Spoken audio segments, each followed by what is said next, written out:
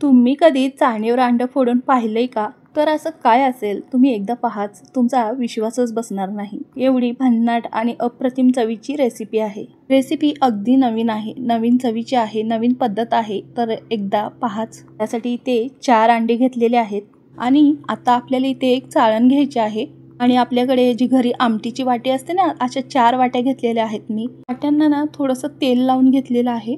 वाट्या असल्या तरी चालतील किंवा प्लेट असले ना एकसारखे छोटे छोटे तरीही चालेल. 4ही वाटीला मी तेल लावून घेतलेलं आहे आणि आता आपल्याला याच्यामध्ये अंडी फोडून घ्यायची आहे. तरी इथे मी 4 अंडे घेतले होते ना, ते 4ही अंडे एक एक वाटीमध्ये फोडून घेतलेलं आहे. अगदी ही झटपट प्रोसेस आहे, तुमचा विश्वास बसणार नाही एवढी छान रेसिपी आहे आपली. सुरुवातीला तुम्ही फक्त 2 अंडेचं करून बघा. घरी कोणी अचानक पाहुणे वगैरे आले ना, त्यांच्यासाठीही तुम्ही या पद्धतीने अंड्याचा हा पदार्थ नक्कीच करून पहा, त्यांना खूप आवडेल. याच्यासमोर चिकन मटन असेल ना, तेही फिकं पडेल. आता ही अंडी फोडून ठेवलेली चाळण थोडा वेळ बाजूला ठेवून पुढची तयारी करूया. तर आता काय करायचं आहे, मिक्सरचं भांडं घ्यायचं आहे आणि भांड्यामध्ये आपल्याला खिसलेलं किंवा पातळ असं चिरलेलं खोबरं घ्यायचं आहे. अगदी थोडं. खोबऱ्याची 1 वाटी असेल ना, त्यातलंही थोडासा तुकडा. इथं ओलं खोबऱ्याचा तुकडा पातळ अशा स्लाइसमध्ये कापून घेतलेला आहे. तो या मिक्सरच्या भांड्यामध्ये टाकला. अर्धा इंच आल्याचे तुकडे आणि लसणाच्या 7-8 पाकळ्या.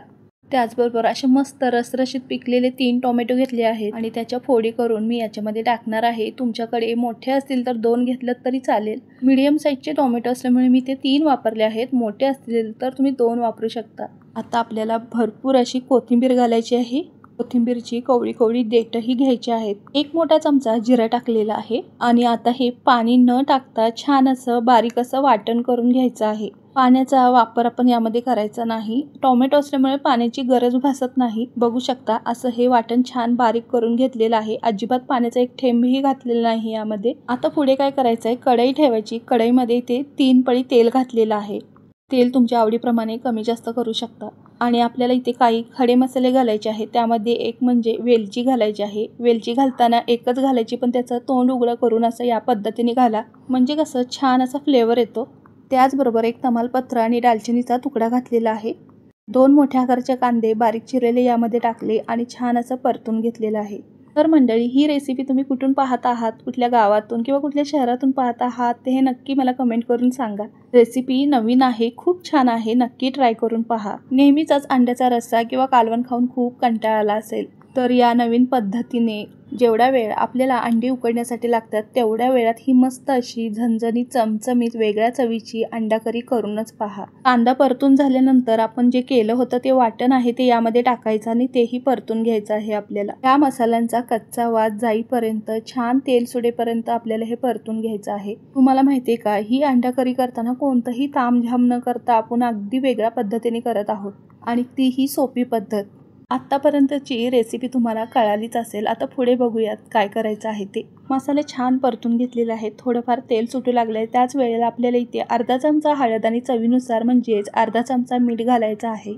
आता हे 1 मिनिटभर छान परतून घेतल्यानंतर छान तेल सुटू लागलं आहे, बघू शकता तुम्ही. यावेळेला इथे आपण 1-2 मोठे चमचे कांदा लसूण मसाला घालणार आहोत. या ठिकाणी तुमच्या घरचा कोणताही मसाला वापरू शकता. जर तुम्ही मिरची पावडर वापरत असाल तर या ठिकाणी 1 चमचा धने जिरे पूड, 1 मोठा चमचा गरम मसाला, त्याचबरोबर किचन किंग मसाला 1 चमचा घालायचा आहे. हे सगळे मसाले तुमच्या अगदी आवडीप्रमाणे घालू शकता, कमी जास्त. मसाले घालून छान 1 मिनिटभर परतून घेतल्यानंतर थोडंसं यामध्ये पाणी घालायचं आहे. मगाशी आपण वाटण करून घेतलं त्या भांड्यातच थोडंसं पाणी घातलं आणि तेच पाणी यामध्ये मी घातलेलं आहे.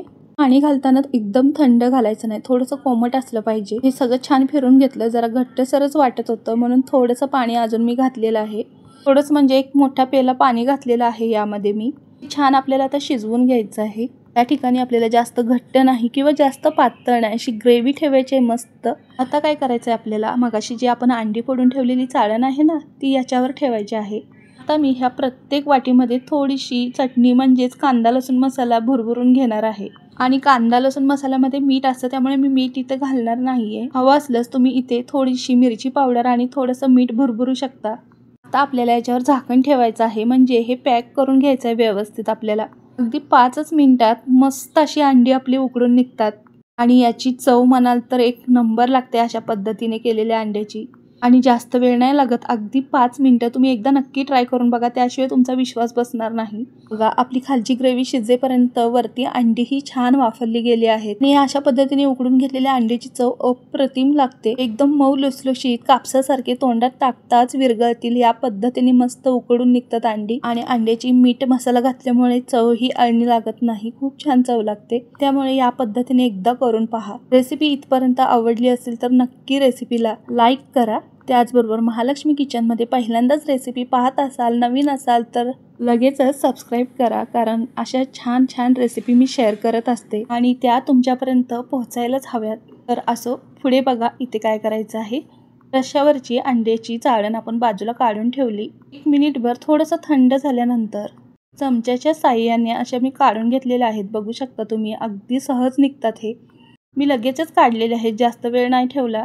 1-2 मिनिटं तुम्ही जर थंड होईपर्यंत ठेवलं ना, अगदी सहज ते निघतात. जरा देखील त्या वाटीला काही राहत नाही. सेम अशाच पद्धतीने मी सगळ्या वाटीमधले उकडलेले अंडी काढून घेतली.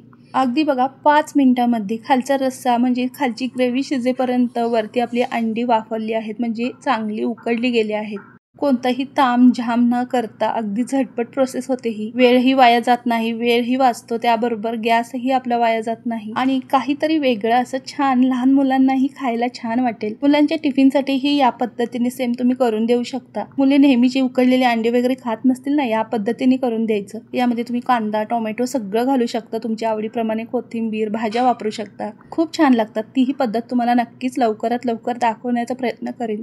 दिसायला काहीतरी वेगळं, आकर्षित, छान चवीचं असेल तर खायलाही खूप छान वाटेल मुलांना. त्याचबरोबर घरी कोणी पाहुणे आले त्यांच्यासाठीही वेगळं असं काहीतरी आपण करून देऊ शकतो आणि तेही तुम्हाला नक्कीच विचारतील, असं काय असं वेगळं घातलं आहे की एवढी छान चव झाली आहे. नेहमीची तीच पद्धत आपण अंडा करी करतोच ना, तर ही वेगळी पद्धत एकदा नक्की ट्राय करायला काहीच हरकत नाही. त्यातील ग्रेव्ही ही छान शिजली आहे.